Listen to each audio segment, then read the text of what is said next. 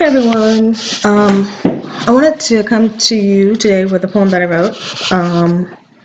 It's just something that expressed some of the internalized depression that we're experiencing, what we've gone through, what we're still going through in the Black community, and how we can kind of avoid the problem of, a sort of type of recidivism.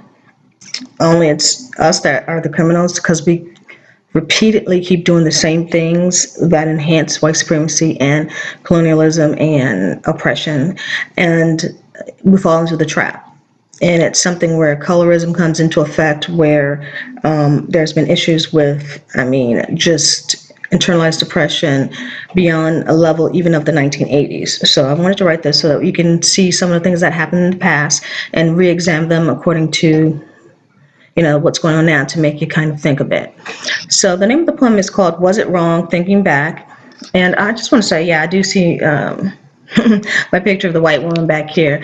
That's not internalized depression. That's just one of my favorite art pieces. And if there were a Black woman who had made that pose and that gaze, I probably would have put her on the wall too. So in this instance, I think that's probably the only photograph I've ever had of a person non-color on my walls.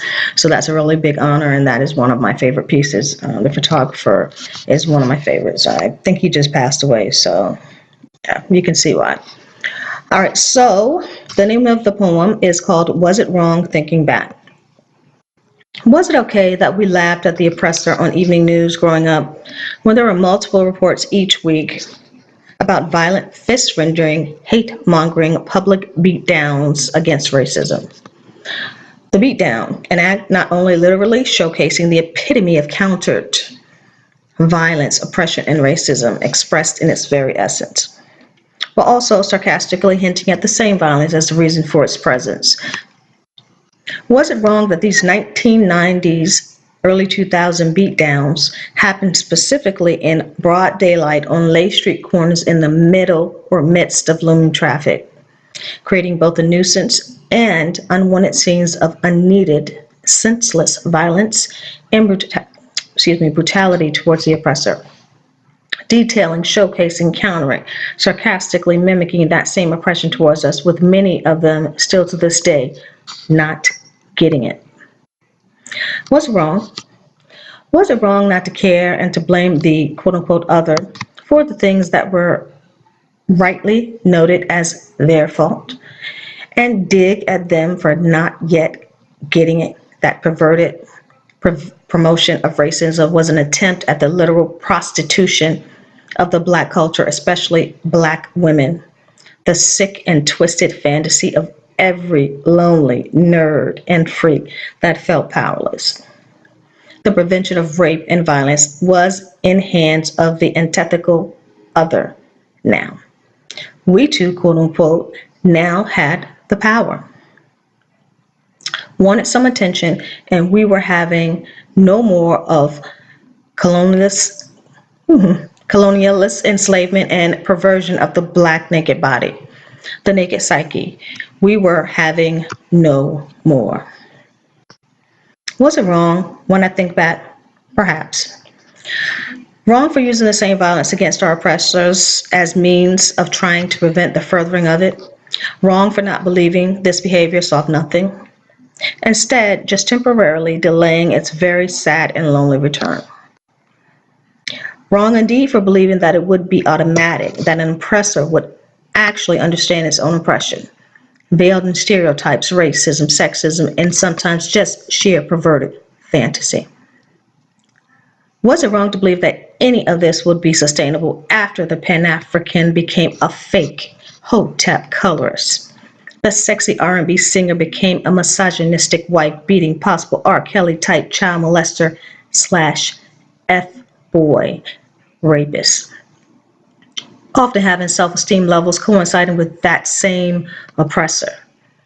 Was it wrong to believe that Me Too, quote unquote, the Black women, not the coincidental movement, would always be way above the madness, particularly since we, quote unquote, are the ones who will be hurt the most by its return? The return of evil, the return of hate, the return of nonsensical stupidity. Perhaps. It is our own vanity that prevents us from admitting that we too, quote unquote, are internalizing the male violence, that we too, as Black women, could never truly participate within our own transformation and repair, as we, quote unquote, were coded to never have any true validity, and we too silently began to accept it amidst a cloud of male, Black and white, hindered, dumbed down male masculinities. The quote unquote lost boys became the quote unquote dumb boys, who became the quote unquote F boys, who became nothing more than boys still seeking validity, still ever seeking. Perhaps we too have soul searching to do if we truly believe that violence against women has ever been over, especially Black women, as it returns for a second round of unarmored, unabashed, relentless stupidity. Trying once again to believe that the violence on that street corner should not be visible. Live on stage, hidden from no one and always remembered via visible, beat down scars, in lieu of the latter, a simplistic display of internalized gendered racial oppression. Thinking back, was it wrong to laugh? Yes. Was it wrong to do it? Yes. In fact, some will argue that violence is always wrong. Was it wrong to show apathy towards those who reveled in privilege? Sure.